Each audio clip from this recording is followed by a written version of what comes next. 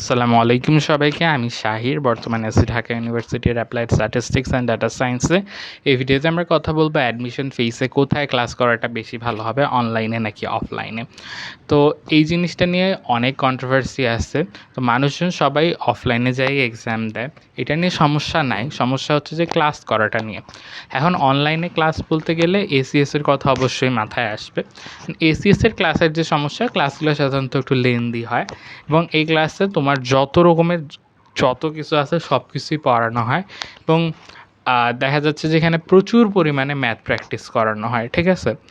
তো এই দিক বিবেচনায় এই ক্লাসগুলো ভালো, কারণ এগুলা করলে তোমার সব কিছু কভার হয়ে যাবে। তো আরেক দিক বিবেচনায় এই ক্লাসগুলোর সমস্যা হচ্ছে যে তোমার এগুলা করতে অনেক সময় লাগে।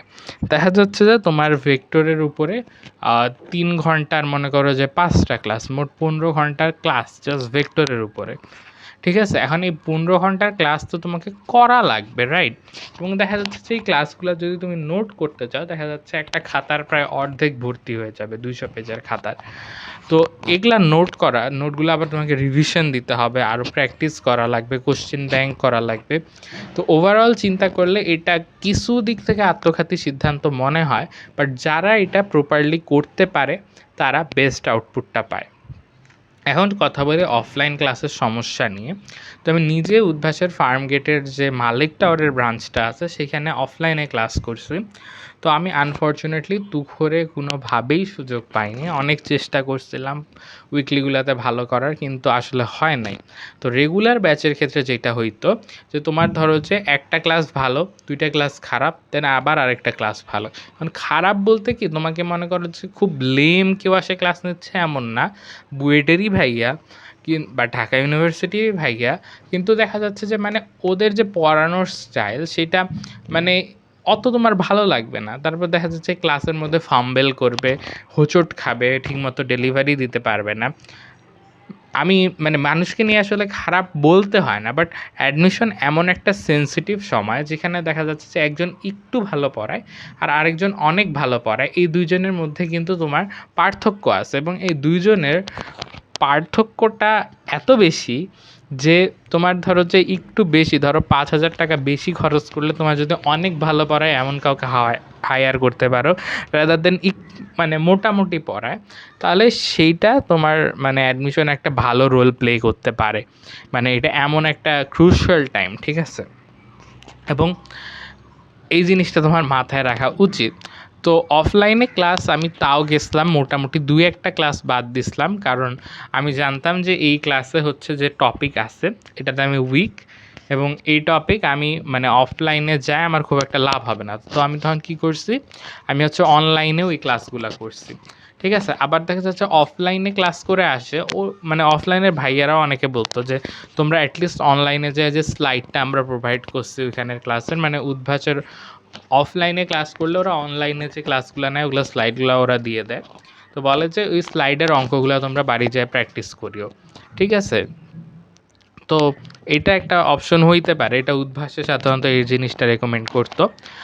আর আরেকটা জিনিস হচ্ছে যে তোমাকে এক্সপ্লোর করে দেখা উচিত যতগুলো অপশন তোমার হাতে আছে।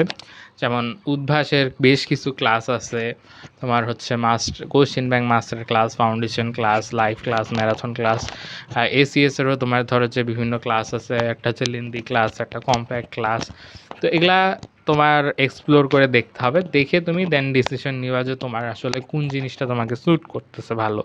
তো আমি যেটা বললাম আমি কি করতাম সেটা তো বলেই দিচ্ছি, যে আমি অফলাইনে ক্লাস করতাম, যেগুলাতে আটকাইতাম সেগুলো অনলাইনে করতাম। আর আরেকটা জিনিস সেটা হচ্ছে যে তুমি নিজে রুটিন বানায় সেটা ফলো করার চেষ্টা করিও না, আর রাদার দেখা যাচ্ছে যে উদ্ভাসে যে রুটিন দিচ্ছে ওইটার সাথে আগানোর চেষ্টা করিও।